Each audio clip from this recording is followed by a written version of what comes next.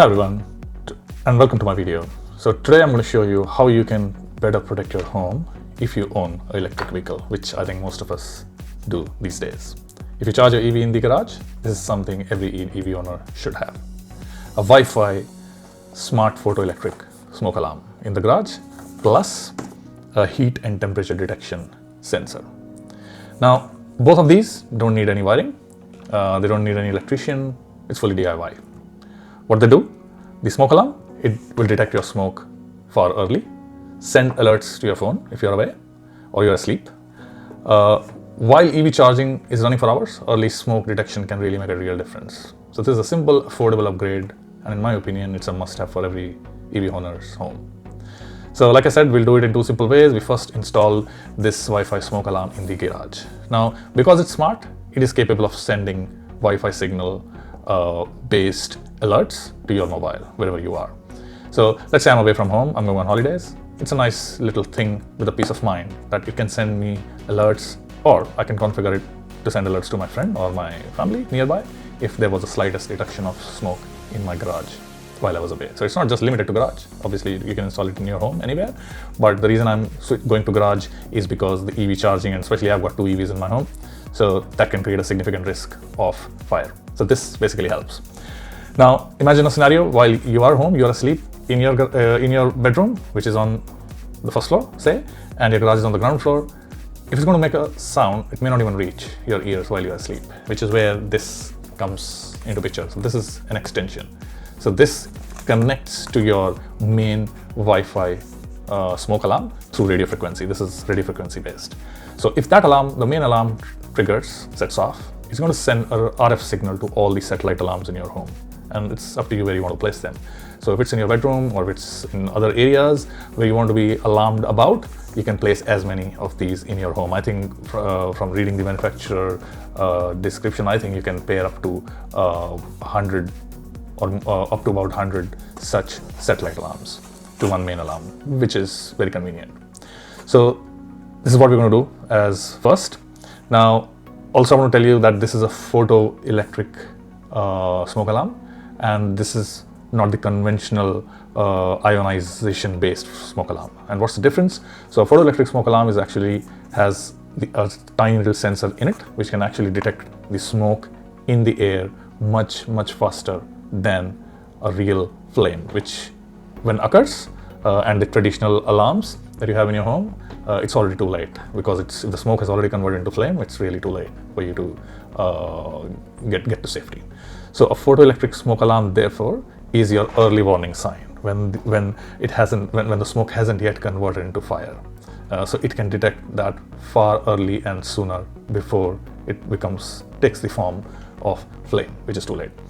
So how it actually does, it often, so as we know, when we charge an EV, it is actually dragging the electricity current from your socket for many hours without any pause, unlike our traditional unlike other electrical appliances in your home. So if something goes wrong, like a cable is overheating or a charging fault or a wiring is getting hot, it may not catch fire straight away. It may often start as a smoldering fire, which is where it is a thick smoke, and this technology-based alarm really helps in that. So these are two devices that we will install, and also what we will do, the second step, like I said, is basically this tiny device, which is a smart temperature and humidity sensor. So the temperature sensor is basically going to detect the heat. Where is it going to detect? It's basically a device that will attach just next to our plug or the socket on the wall, through which you're charging your EV. And I'll show you in a minute that this device is capable of storing, first of all, it senses the temperature every few seconds, and it stores it in the database itself. You can see it in the app, and it can store it for months and years of data. So what we'll do is we will first build a baseline of the first 5 to 10 days of what are my peak temperatures that my wall socket reaches to while I'm charging.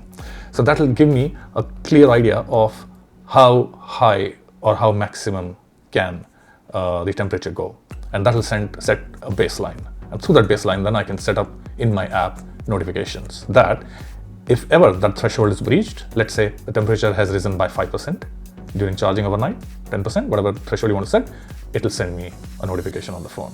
And because it's a tapo device, which I'll show you again when we go hands-on on the mobile, it can send not only notifications to your mobile, it can send notification to your main hub. And the moment you get a notification on the hub, you can configure however you want to play with it. So you could trigger off a siren, a tapo siren in your home, or you could do turn on the lights. You could send notifications to your, again, if you're away from home, you could configure that it could send notifications to your friend or family's home for them to take corrective action. All those kind of things you could do once it is in the TP-Link ecosystem. So I'll show that to you later in the video on how to do that. So a combination of heat and temperature sensor and the photoelectric smoke alarm is what we're going to do next.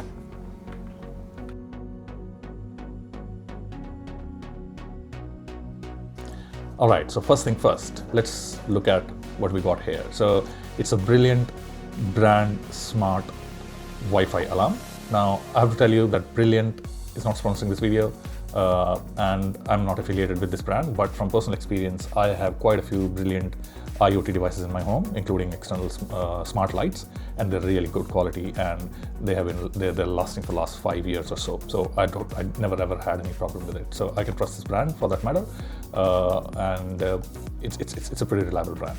So this is the alarm that we're going to install. As you can see, it's Wi-Fi enabled 2.4. It's got built-in lithium battery, which is non-replaceable. And I found that about 90% of the smoke alarms these days are coming with this, which has a built-in battery which is not replaceable. So technically it means once the battery dies out, this alarm is dead. But they give you a 10-year warranty, and the warranty actually includes battery as well, which I've checked on their website. So that is pretty good. So this alarm is supposed to last for 10 years. And it's photoelectric, as we said. Plus, because it is smart, so it obviously can join the whole ecosystem of the Brilliant smart devices, which we'll see in a bit. So let's unbox this and see what we get in the box. And pricing wise, I've found a few options online, but it ranges from between $80 to $120. So it's not a very expensive piece of equipment, if I may say so. I bought it for about $75 online. So feel free to make a search on Amazon or the Brilliant's own website to see what's in it. So what comes in the box is the usual booklet, which has some instructions and troubleshooting guide, and obviously the instruction on how do you pair it on your app, which we'll see later. Now, if you notice, this is the actual alarm, which is sealed packed, and it's got a little sensor here, and it's got an on and off button over here. So obviously it's on factory setting, it's turned off. We bring it down to this gets turned on, and this piece of circuit here is actually your Wi-Fi module. So this is just the alarm, which is going to detect the smoke or the fire. This is your Wi-Fi module, which has these 3 pins here, as you can see. And it's got 2 batteries. These batteries are replaceable for the Wi-Fi signal. So obviously this alarm is not sending Wi-Fi signal. This is just detecting, and this is your Wi-Fi module and the radio module, which is going to send alerts to your mobile or to your Wi-Fi router and to other RF devices. And these 3 pins, when they come in contact with this, is how it actually operates technologically to send the signals to you. So we're just going to click it, so it gets locked, and now it is actually enabled. One thing which we missed is to take off the battery patch, so we'll remove that, which is how it comes through factory. And this now completes the circuit. As you can see, there's a red light which starts blinking, and now I'm going to again just try to lock it so that it is activated. As you see, there's a green button, also a green light also, which blinks here. We can just press the test button, and it is working.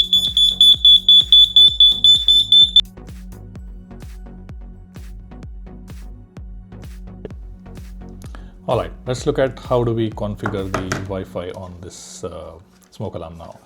So there's this red button, there's this tiny button here. Long press this button, and the light will start blinking in red, which means it is now in the pairing mode. Once it's in the pairing mode, what we do is we switch to the app. So we get in the app, and we select so as you can see, these are the other devices I have already in my home, the Brilliant devices, and I go to the add device, and it is automatically kind of discovering devices, which I'm going to click add here. It's going to ask me for my password, Wi-Fi username and password, which is got to be your 2.4 hertz, and it's just pairing the device now with my Wi-Fi. Okay, now that the alarm has been configured with Wi-Fi, we'll go in the app, and you can see there's a smoke alarm appearing as the first item in the Brilliant smart device ecosystem. So we go in there. It's a very simplistic interface, as you can see. So when I launch the app and open this device, it says no smoke, which is good. I click on records, and as you can see, it's actually showing me a full history trail of how many times in the last 5 minutes or so since I have configured that it has made an attempt to detect the smoke. So it's almost every 10 seconds or a gap of 5 to 10 seconds that it is actually detecting the smoke, and it keeps logging this as no smoke. Now it'll be interesting to see that once it does it for days and weeks, for how long does it keep the record, but then that's what it shows right now. So we come back, you can go in settings, you can see there's a low battery reminder, smoke alarm is on and a test successful. All these options can be either enabled or disabled. I could just go in here, and these are all the smart automation configurations that we'll do in some time. Meanwhile, let me just rename it as my garage smoke alarm. Confirm. So that's what it gets. I could put a location, or I'll just leave it as default for now, and ensuring the battery level of high. So that's pretty much it. It's a very simplistic interface. Like I said, shows you the trail, the record, some settings you can make, change the names, and the most important part will be this automation, which we will come to in some time. But now that this has been done, the next step is obviously to configure the secondary alarm and pair it with it. So let's see how we're going to do that. Open this box. Okay. So what I have in my home setup is I've got two EVs and this EV1, which I charge at this point, and the second EV, which I'm charging. Again, there's a point. So that's my garage. There's what I've done. Therefore, is I have installed towards the on position. So it gets the smoke alarm right in the middle, in the roof. So if there was an event of smoke arising from either of the charging points, this is obviously a wall mount, cover that scenario. Let's do the pairing. So what I need to do now is pair this alarm, pair this satellite alarm with my main alarm. So the instructions are simple. You just long press this for 3 seconds until you hear a set of beeps. The idea is to get to a red blinking state. So it's now blinking in red, and I'm going to switch to this alarm, and I'm going to do the same. I'm going to hold long press this, and it blinks green 2 times, and it is now paired. Okay, so what I have in my home setup is I've got 2 EVs, EV1, which I charge at this point, and the second EV, which I'm charging over at that point. So that's my garage, and what I've done therefore is I've installed the smoke alarm right in the middle, in the roof. So if there was an event of smoke arising from either of the charging points, it's going to cover that scenario.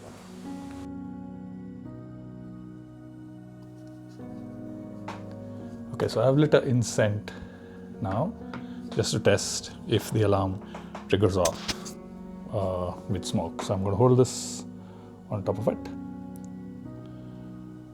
The specification says it triggers within 8 seconds.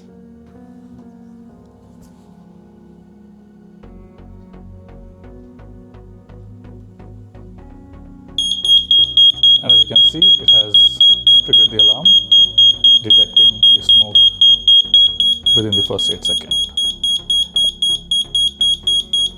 And what it has also done is it has triggered the alarm in the garage.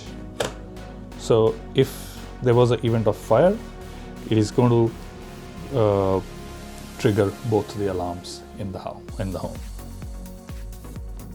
Okay, so what we're going to do now is we did the test and saw that how the smoke alarm did trigger.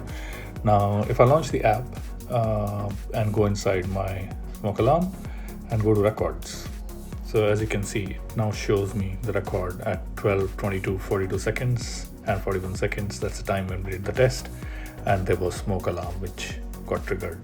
So it's got the notifications here, and at that time on my phone also I got a pop-up notification that smoke is detected. And as you can see, post that event, there's no smoke entries being logged. So it is doing that logging already. So it has detected the smoke and it's logged it here. Now what I want to show you is you can also do the automations once this is now done. So we go here, we go to create scene, and create scene is where you can actually set automation for the device on when you want what action when a smoke event occurs.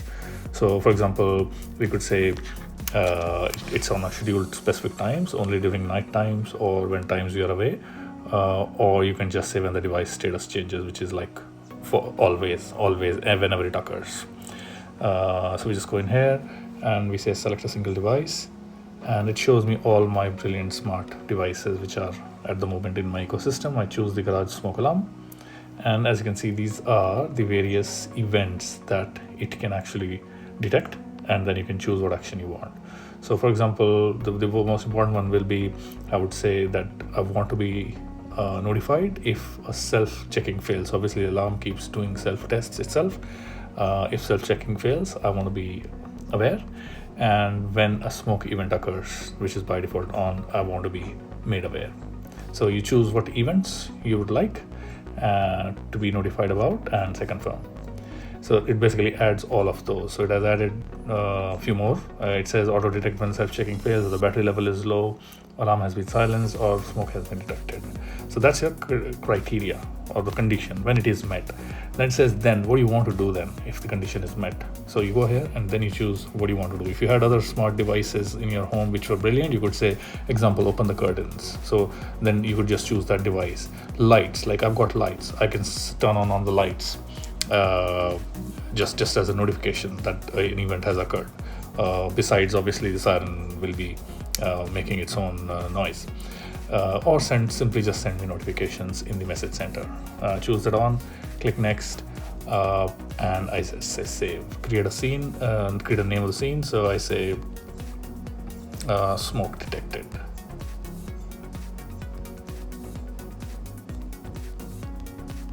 And that's pretty much it. I say confirm, and you would now notice an event here in the scenes got created which says smoke detected. So and these are the conditions, and it will send me a message whenever it occurs. There are other obviously events for the brilliant smart light that I have here, which I turn on and off during sunset and sunrise, make them dim during middle of the night, and make them full bright during the evening time. So those automation events are also showing up here. But this was just to show you how you can configure and set up this smoke alarm to send you notifications in this way.